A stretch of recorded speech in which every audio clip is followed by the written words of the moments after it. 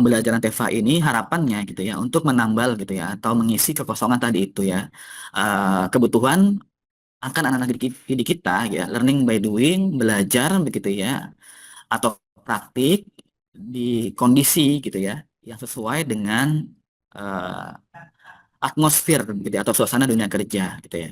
Mungkin kita kenal ada lagi pembelajaran yang namanya PKL Bapak ya. Ada mata pelajaran PKL atau pembelajaran praktik kerja lapangan. Yang itu sebenarnya ruhnya mirip begitu ya. Ruhnya untuk menerjunkan anak-anak kita itu ke pembelajaran nyata gitu ya di dunia kerja.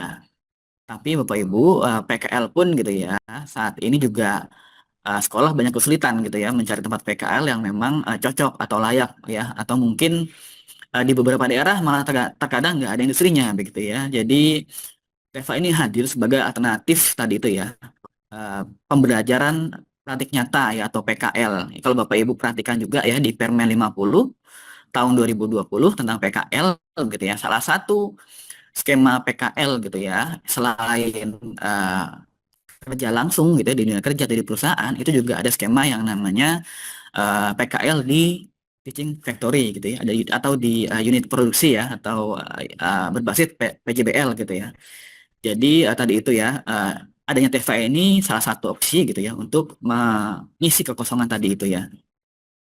Nah, Bapak Ibu, yang kedua, latar belakang kenapa TVA ini penting gitu ya, dan tiap tahun kan kembangkan dalam bentuk entah itu bantuan gitu ya, ataupun penguatan pembelajaran gitu ya.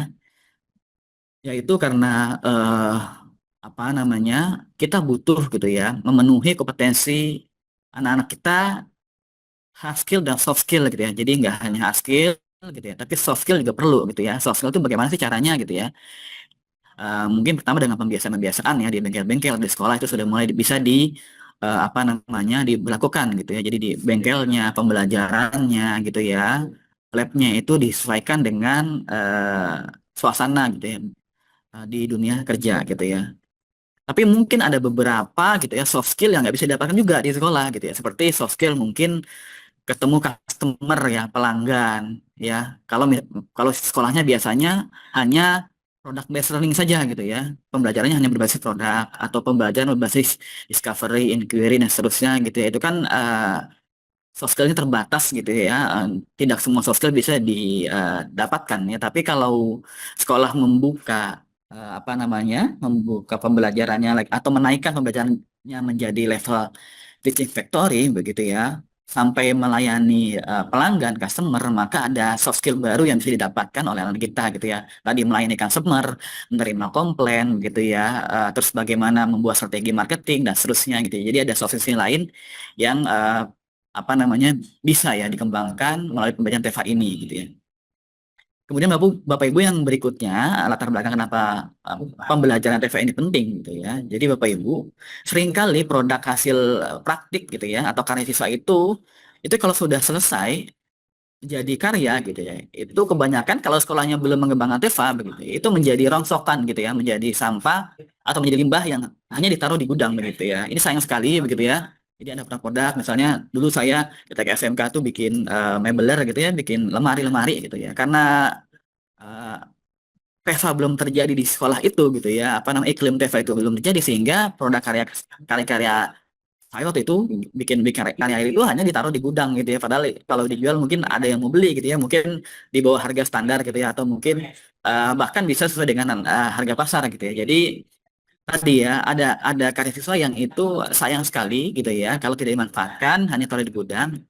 Nah, ini ada baiknya kita em, apa namanya, kita beri nilai ekonomis ya sehingga itu bisa dijual gitu ya. Nanti pendapatannya gitu ya, pendapatan hasil jualnya itu bisa buat kalau misalnya sekolah swasta gitu ya, itu bisa memutar operasional sekolahnya. Kalau sekolah negeri gitu ya, mungkin kalau yang sudah BLUD itu bisa mutar juga operasional gitu ya. Tapi kalau sekolah negeri yang belum BLUD ya mungkin pendapatannya itu bisa masuk ke ke PNBP begitu ya. Tapi eh, minimal gitu ya produk itu terjual gitu ya, laku di apa, layak dikonsumsi atau digunakan masyarakat, maka sebetulnya itu sudah untung kita Bapak Ibu. Karena anak kita sudah kompeten, sudah membuat produk yang layak jual, dibuktikan dengan tadi dibeli gitu oleh masyarakat ya, meskipun tadi uangnya itu nggak diterima oleh sekolah terus dan diputar lagi untuk operasional ya, tapi paling enggak pertama uang itu bisa store ke negara kita sebagai PNBP.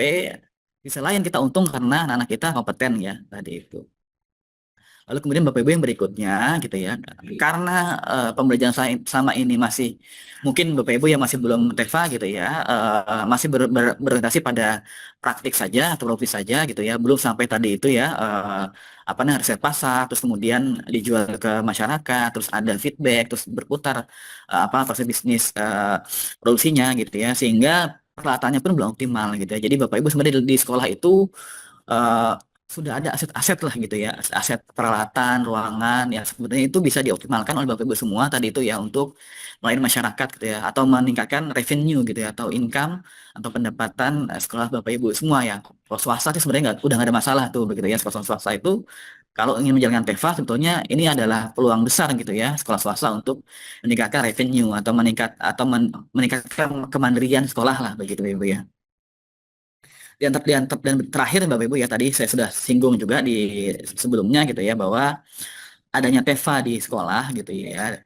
Untuk beberapa sekolah Bapak Ibu ya yang sudah mungkin sudah BLUD atau sekolah-sekolah swasta itu bisa sebagai alternatif gitu ya atau solusi kemandirian keuangan sekolah Bapak Ibu semua gitu ya. Karena tadi di sekolah itu sudah ada asetnya itu apa? Aset STM gitu ya, guru-gurunya, siswa-siswanya, juga aset fisik ya atau infrastruktur baik itu ruangan ya kalau Bapak Ibu yang punya bengkel mobil gitu, bengkel motor itu sudah aset ya, peralatannya begitu dan seterusnya.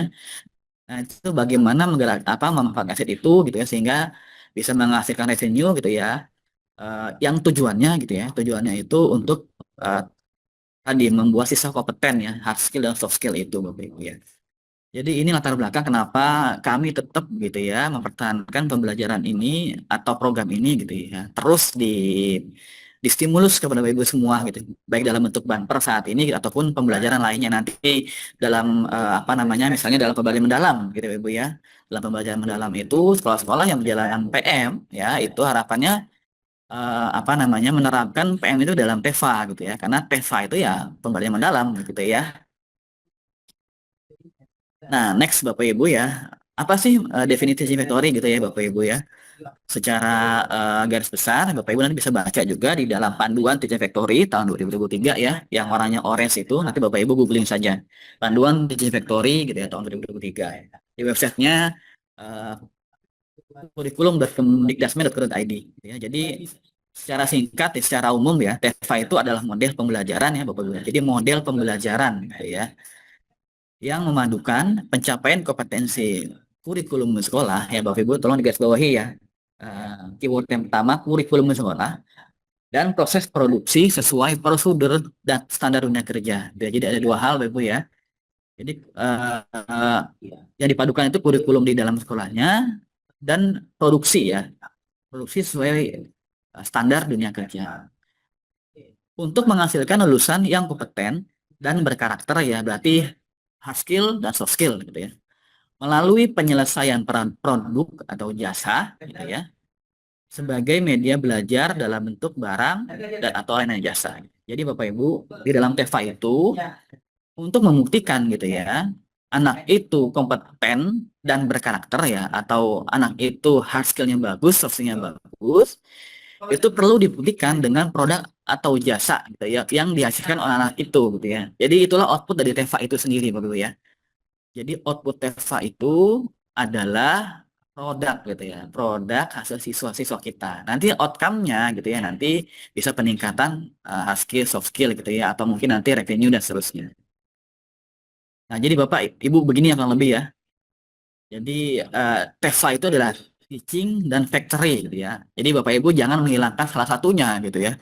Bapak Ibu kepala sekolah hanya fokus kepada factory-nya saja, tapi teaching-nya atau kurikulumnya itu nggak difikirkan, maka itu bukan TEFA. Atau sebaliknya, Bapak Ibu hanya fokus ke membuat RPP-nya, jadwalnya, seterusnya, tapi produknya nggak bisa laku begitu ya. Tidak bisa dijual, itu juga belum TEFA gitu. Itu masih mungkin project based learning gitu ya. Project based atau product based gitu ya. Jadi TEFA ini menggabungkan keduanya sehingga pembelajaran itu terintegrasi Bapak ya. Bagaimana nanti ketika menyusun produk itu benar-benar dianalisis gitu ya. Analisis kebutuhan produknya, analisis pasarnya gitu ya. Kebutuhan di wilayah itu apa. Nanti dikaitkan juga dengan kurikulumnya atau misalnya CP-CP-nya ya, atau TP-TP-nya apa gitu ya. Jadi proses itu perlu dilakukan gitu ya oleh Bapak Ibu semua, tidak hanya sekedar tadi itu bikin kurikulum saja atau malah bikin produk saja atau jualan saja gitu ya. Ini yang bahaya Bapak Ibu ya. Jadi apa namanya? Ini perlu Bapak Ibu pegang betul-betul gitu ya, karena ini nanti akan membuat PEVA di sekolah Bapak Ibu benar-benar nyaman menjalankannya gitu ya Bapak Ibu ya. Nah, jadi ini secara tadi sudah saya jelaskan ya, secara umum gitu ya Bapak ya. Jadi keduanya harus berjalan, jangan salah satunya gitu ya Bapak Ibu. Jadi banyak sekali gitu ya masalah gitu ya, atau temuan atau isu ya terkait dengan TEVA, Teaching Factory di sekolah itu yang masuk ke mungkin ke ranah hukum ya, ke APH dan seterusnya itu karena sekolah itu eh, lebih condong gitu ya, lebih condong kepada salah satu aspek saja. Ya, misal contohnya ya, yang kebanyakan sih masalah yang ini ya. Jadi sekolah lebih fokus gitu ya, bagaimana mendapatkan omset, Bapak Ibu ya. Jadi sekolah itu kebanyakan masalah-masalah yang terjadi itu, temuan-temuan dan seterusnya itu karena sekolah hanya fokus kepada omset gitu ya, kepada penjualan, pemasaran dan seterusnya gitu ya. Kurikulumnya itu nggak digarap atau tidak disinkronkan ya.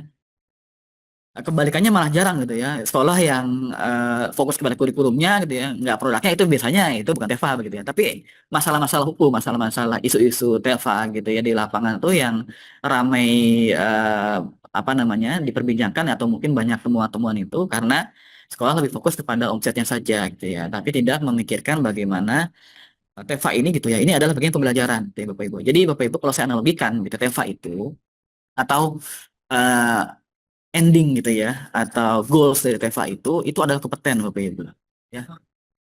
Jadi apa namanya atau tujuan lah begitu ya.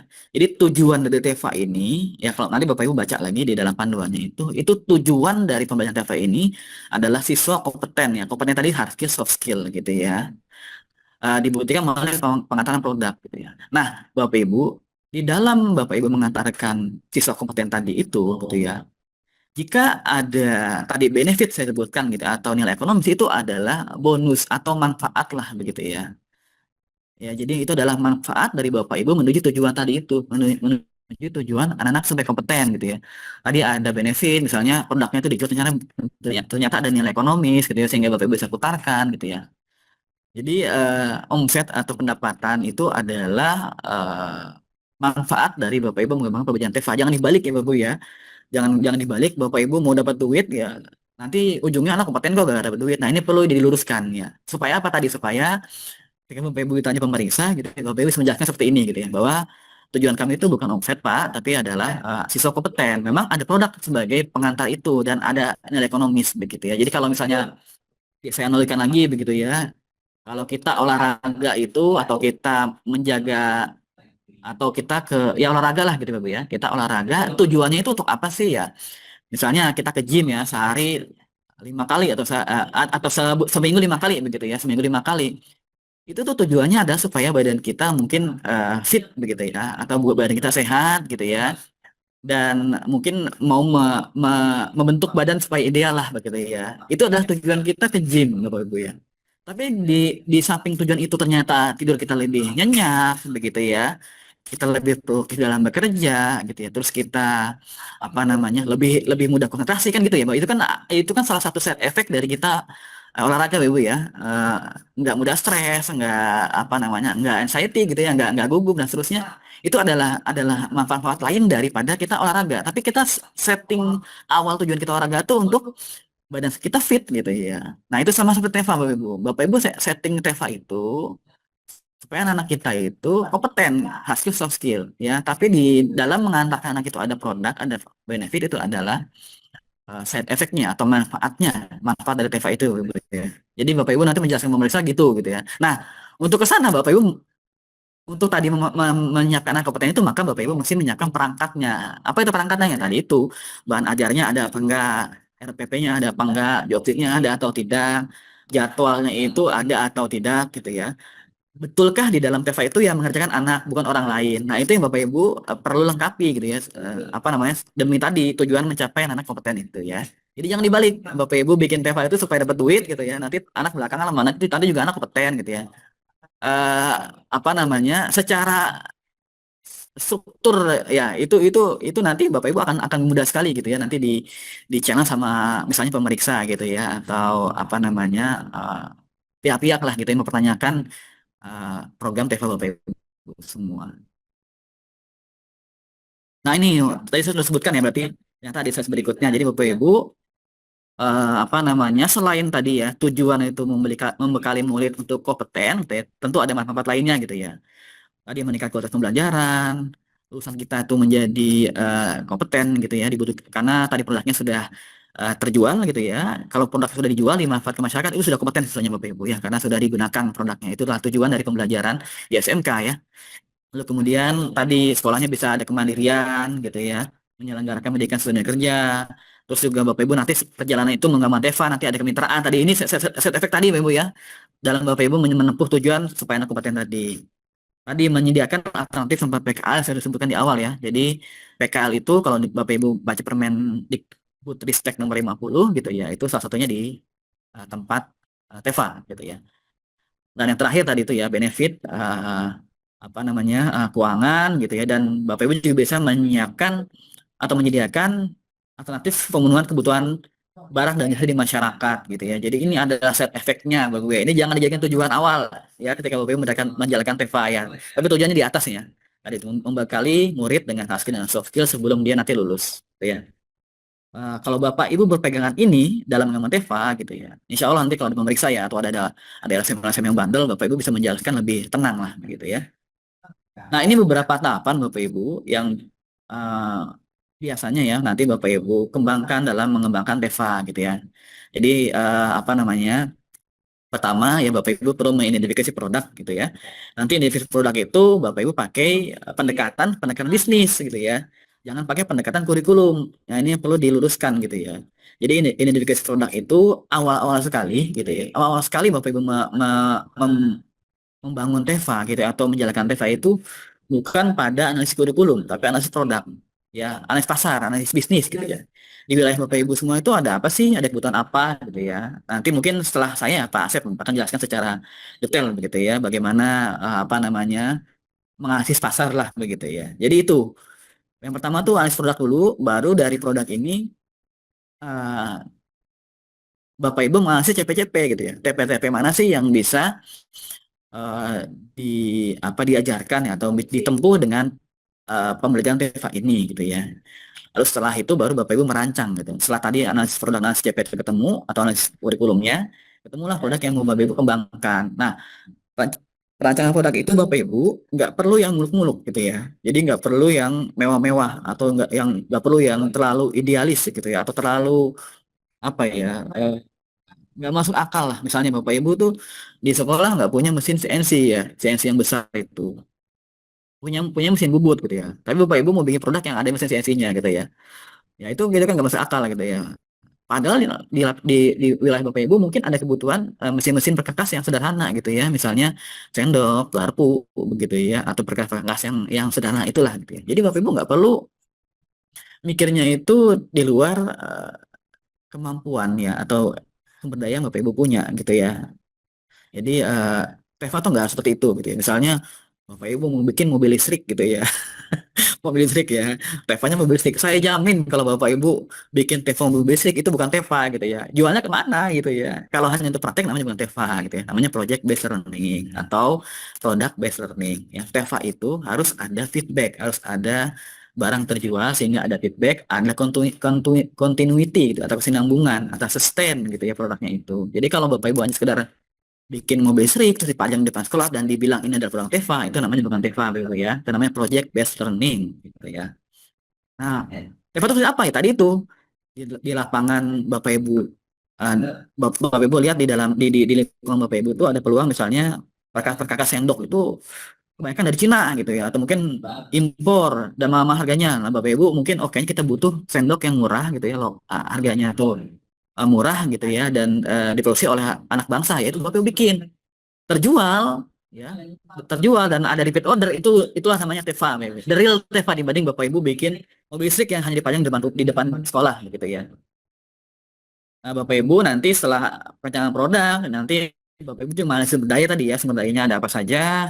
Nah, kalau Bapak Ibu ada uang begitu ya, atau ada dana, Bapak Ibu bisa baru memenuhi sumber dayanya apa. Kalau nggak ada pakai itu dulu gitu ya. Nah, sayangnya Bapak Ibu di Banper Teva saat ini kami tidak bisa memberikan eh, dana ya atau anggaran untuk peralatan gitu ya. Jadi makanya saya bilang tadi ketika menyusun produk itu realistis lah gitu ya dengan sumber daya yang ada di sekolah gitu ya. Tapi kalau Bapak Ibu mau ada anggaran gitu ya untuk membangun sumber daya silakan gitu ya.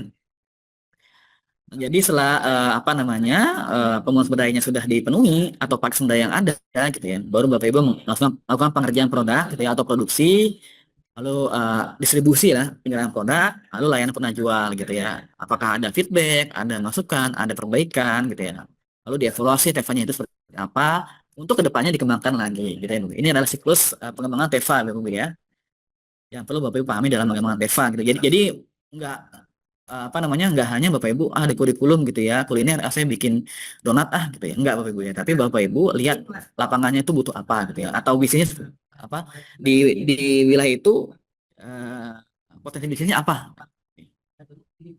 Nah ini Bapak Ibu ya tadi pengembangan TEVA berdasarkan eh, kondisi sekolah Bapak Ibu semua begitu ya jadi Bapak Ibu perlu memetakan sumber daya dan pemetaan kebutuhannya tadi kebutuhan lapangannya Bapak Ibu ya dan kebutuhan internal juga gitu ya Bapak Ibu. Jadi eh, dua hal ini perlu Bapak Ibu apa sandingkan lah gitu ya sinkronkan keduanya sehingga nanti ketemu produk atau jasa apa sih yang realistis gitu ya, yang Bapak Ibu kembangkan paling tidak sampai tahapan tadi gitu ya bisa sampai dijual sehingga ada feedback sehingga ada perbaikan ya pastikan gitu ya produk itu sampai tahapan tadi ya bisa dijual gitu ya kalau nggak bisa dijual, kayak misalnya tadi mobil listrik itu bukan TEVA begitu ya, Bapak Ibu ya. Kecuali mobil listrik Bapak Ibu sudah bisa dijual ya, itu mungkin beda cerita ya. Tapi kalau mobil listrik yang nggak bisa dijual dipajang itu bukan TEVA ya. Nah, Bapak Ibu nanti Bapak Ibu bisa menggunakan pendekatan BMC ya. Dan ini juga salah satu apa namanya eh, apa ya salah satu mekanisme ya atau mungkin salah satu model gitu ya pendekatan bisnis yang kami gunakan ya dalam seleksi banper ini gitu ya. Nanti Pak Asef akan menjelaskan lebih detail lagi. Jadi Bapak Ibu kami akan nanti membuat analisis eh, bisnis gitu ya, TEVA-nya di sekolah Bapak Ibu. Nah ini nanti akan jadi poin yang sangat besar gitu ya, atau sangat penting bagi sekolah Bapak Ibu dalam mengusulkan gitu ya bantuan TEVA ini gitu ya. Nanti mungkin secara lebih lanjut Pak Asep yang akan menjelaskan. Saya skip aja Bapak Ibu ya, nggak perlu lama. Nah ini juga saya skip aja, nggak terlalu penting. Nah, Bapak Ibu ini kita masuk ke teknis banper ya, Bu ya, bantuannya. Jadi tadi itu ya Bapak Ibu gambaran programnya itu tadi tujuannya itu untuk apa namanya mengawali atau mengembangkan program pengajaran berbasis TEVA di SMK dengan mengintegrasikan pembelajaran gitu ya, proses produksi dan budaya kerja industri di lingkungan sekolah gitu ya Bapak Ibu ya. Jadi apa namanya karena ini adalah tujuannya untuk mengawali itu maksudnya bukan bukan benar nol ya Bapak Ibu nggak punya produk gitu ya tapi Bapak Ibu tuh punya produk sudah punya analisis produk gitu, atau sudah punya produk yang saat ini Bapak Ibu punya cuma belum bisa di apa ya dieskalasi gitu ya atau belum bisa dikembangkan secara luas ya ke masyarakat gitu ya. Nah itu silakan Bapak Ibu nanti mengajukan ya jadi harus ada produknya harus sudah ada bisnis modelnya gitu ya jangan Bapak Ibu kosong saya bingung mau bikin apa gitu ya. Ya. Atau yang mengembangkan yang sudah ada gitu ya. Misalnya Bapak Ibu sudah ada berjalan saya coffee shop gitu. Mau dikembangkan lagi ya silakan. Bapak Ibu mengusulkan ke kami. Makanya di dalam program ini tidak ada syarat minimal kelas, minimal siswa ya per sekolah gitu ya. Jadi di Banper ini silakan bagi Bapak Ibu sekolah yang siswanya itu berapa saja jumlahnya dia diusulkan selama memang secara analisis bisnis gitu ya, secara analisis kurikulum itu potensial kami akan berikan. Terus intervensinya apa saja? Yang pertama penyusunan pembelajarannya, gitu ya, Ibu ya. Kedua itu nanti dananya atau anggarannya itu dipakai untuk produksi. Ketiga untuk peningkatan kualitas SDM. Keempat publikasi dan pemasaran, gitu ya. Ini untuk branding, pemasaran dan seterusnya, begitu ya. Dan yang kelima kami masih masih sediakan sedikit, gitu ya, anggaran untuk pemenuhan peralatan pendukung, Bapak Ibu ya. Jadi peralatan pendukung atau komponen penunjang produksi, misalnya bahan-bahan gitu ya Bapak Ibu ya. Nah ini Bapak Ibu bisa anggarkan di dalam program bumper yang kami berikan begitu ya. Nah, ujung-ujungnya Bapak Ibu yang akan kami tagih gitu ya dari apa program ini pertama adalah tentu dokumen pembelajarannya gitu ya, jobsitnya, RPP dan seterusnya begitu ya. Lalu kemudian produknya apa yang sudah dihasilkan gitu ya. Dan peningkatan kompetensinya. Sebenarnya nomor 2 dan nomor 3 ini akan saling berkaitan gitu ya, Bu ya. Jadi ini gambaran secara umumnya Bapak Ibu ya. Ini beberapa highlight pelaksanaan TEFA di tahun sebelumnya gitu ya. Jadi kami ke tahun lalu minta sekolah itu eh, apa namanya selain mengembangkan pembelajarannya gitu ya. Kami juga minta sekolah membuat video eh, promosi gitu ya. Video TEFA-nya, promosi TEFA-nya gitu ya, dan juga katalog ya, katalog produknya ya, seperti ini. Jadi Bapak Ibu harapannya sudah bisa sampai menentukan harga gitu ya, harga kalau misalnya apa namanya di pertanian gitu ya, harga-harga sayur-sayuran di sekolah Bapak Ibu berapa gitu ya. Nah ini Bapak Ibu nanti kami minta untuk membuat katalog begitu ya. Misalnya nih ada yang ULP ya, Stefanya itu ULP ini sudah bisa membuat apa namanya biaya gitu ya, harga-harga produknya seperti seperti berapa ya. Nah ini salah satu output ini tahun lalu. Dan juga Bapak Ibu akan diminta membuat video promosi Teva Bapak Ibu semua gitu ya, dan video promosi produknya gitu ya. Jadi ini salah satu nanti yang akan kami tagih. Gitu. Ini ada beberapa video tapi kayaknya nanti kelamaan ya, kita skip aja. Nanti Bapak Ibu bisa lihat di YouTube-nya Direktorat SMK atau nanti di IG-nya dari SMK ya Bapak Ibu ya. Contoh beberapa paling baik TEFA yang sudah dikembangkan oleh sekolah-sekolah sebelumnya ya, dari SMK 1 Temon, SMK Sahid gitu ya, SMK 3 Tangerang dan seterusnya. Nah, Bapak Ibu, ini syarat-syarat ya yang perlu Bapak Ibu perhatikan nanti ketika Bapak Ibu mensubmit bantuan. Nanti Bapak Ibu bisa bisa baca lebih detail di juknisnya ya, di Takola. Jadi Bapak Ibu nanti setelah ini mungkin Bapak Ibu bisa membuka takolanya, dilihat gitu ya, juknisnya seperti apa, dipelajari, dan baru usahakan Bapak Ibu submit gitu ya. Saya akan jelaskan secara cepat saja ya. Eh, Ya, tadi pemanfaatan dananya sudah saya sebutkan secara ringkas di sebelumnya Bapak Ibu ya. Yang pertama untuk pengembangan pembelajarannya gitu ya. Di situ ada mungkin Bapak Ibu akan menyelenggarakan kegiatan sosialisasi begitu ya di sekolahnya terkait dengan pengembangan TEFA yang Bapak Ibu sedang rencanakan. Lalu kemudian perencanaan pengembangan produknya gitu ya. Tadi analisis pasarnya bagaimana dan seterusnya gitu ya. Nanti mungkin perlu dinampingi oleh expert ya di bidang pemasaran gitu ya, atau bisnis dan seterusnya. Lalu kemudian penyusunan perangkat ajarnya ya, dananya digunakan untuk itu. Lalu kemudian promosi ya dan layanan pemasaran seperti branding gitu ya, sertifikasi halal, mungkin sertifikasi PERT atau sertifikasi atau mungkin izin-izin yang lainnya lah begitu Ibu ya. Lalu kemudian kemudian berikutnya dananya dananya juga bisa digunakan untuk pengembangan guru ya. Kalau gurunya mungkin mau benchmarking gitu ya ke ke apa ke industri atau ke sekolah yang sudah menjalankan dengan baik gitu ya, itu bisa. Lalu kemudian evaluasi dan terakhir publikasi dan koordinasi dan pelaporan gitu ya. Dan yang kedua, aspek kedua adalah tadi pemenuhan peralatan praktik dan atau komponen penunjang produksi ya. Ini untuk kalau Bapak Ibu yang butuh alat atau butuh bahan ya. Ya dua, satu dan dua ini sifatnya opsional Bapak Ibu. Bapak Ibu bisa apa namanya eh, proporsinya ya cenderung lebih eh, menekankan pada pembelajarannya, atau Bapak Ibu bisa mungkin kalau memang masih butuh bahan-bahan untuk praktik gitu ya atau pengadaan peralatan penunjang itu silakan gitu ya. Jadi nanti porsinya diserahkan kepada Bapak Ibu semua gitu ya. Nah, kriterianya apa saja gitu ya. Ini nomor satu ya, dua, tiga gitu ya, sampai enam ini normatif lah Bapak Ibu ya. Jadi seperti syarat bumper yang lainnya. Nah, saya akan meng-highlight yang nomor 7 gitu ya. Nanti Bapak Ibu perlu membuat gitu ya, membuat rencana bisnis sesuai dengan kakak yang akan dikembangkan TEVA begitu ya. Jadi kalau Bapak Ibu kakaknya kuliner ya, mau bikin TV apa? Apakah restoran, apakah mau bikin bakery gitu ya, roti-roti, atau mau apa, coffee shop dan seterusnya, silahkan itu dibuat gitu ya dengan model gitu ya. BIMC nanti Pak Pak Asep yang akan menjelaskan secara detail gitu ya.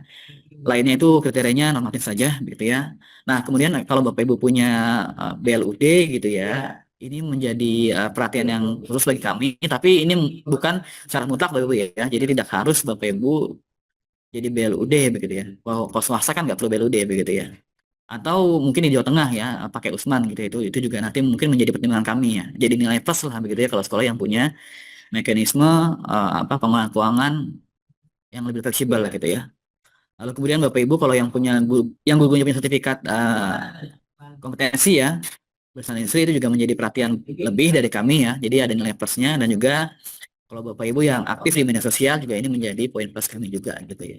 Jadi silakan Bapak Ibu dibaca secara detail dan dipenuhi gitu ya syarat ini secara lengkap supaya nanti nilainya ya bisa optimal gitu ya. Nah Bapak Ibu, nilai bantuannya untuk tahun ini masih seperti tahun lalu ya, 100 juta per sekolah ya, masing-masing sekolah akan diberikan 100 juta ya untuk dua aspek tadi itu ya, pembelajaran dan produksi, dan ya pemenuhan produksi ya, alat dan bahan.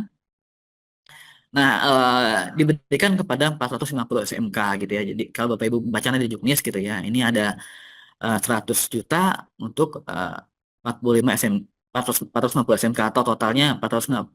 Oh, mohon maaf Bapak Ibu, ini keliru ya. Ini bukan 450 miliar Bapak Ibu ya, tapi 45 miliar gitu ya. Jadi ini belum saya perbaiki, mohon maaf gitu ya. Jadi total ada 45 miliar anggaran yang bisa kami berikan gitu ya untuk 450 SMK. Nah, pendaftarannya ini Bapak Ibu kami buka mulai hari ini ya, tanggal 6 April sampai tanggal 24 April Bapak Ibu ya, 2026. Jadi silakan Bapak Ibu punya waktu kurang lebih 2 minggu ya, 2 minggu sampai 3 minggu lah gitu ya untuk menyusun ya proposal gitu ya, atau bisnis model kanvasnya gitu ya sebelum nanti disubmit. Nah, ini lini masanya di April pendaftaran gitu ya. Dan kami akan mulai seleksi di akhir April, harapannya di Mei awal atau mungkin di akhir April gitu kita sudah mulai BIMTEK ya, bimbingan teknis gitu ya. Nanti Mei sampai November gitu ya, itu pelaksanaannya harapannya sih bisa lebih cepat gitu ya Bu ya. Jadi Desember Bapak Ibu nggak perlu lagi repot-repot gitu ya mengurusi pelaporan ya, karena ini kami tarik sangat jauh gitu ya BIMTEK-nya di bulan Mei. Jadi kalau Bapak Ibu mulainya di bulan Mei, ya, Juni, Juli, Agustus, September, Oktober, November, 6 bulan begitu ya, 6 bulan kurang lebih lah Bapak Ibu punya waktu untuk menyelesaikan apa namanya tanggung jawab gitu ya, menggunakan anggaran yang sudah kami berikan gitu ya. Jadi ini apa namanya periode yang Bapak Ibu perlu perhatikan ya, periode pendaftaran ya, 6 sampai 24 April gitu ya. Saya rasa itu Bapak Ibu untuk apa namanya garis besar ya bantuan pemerintah Teaching Factory di tahun 2026 ini.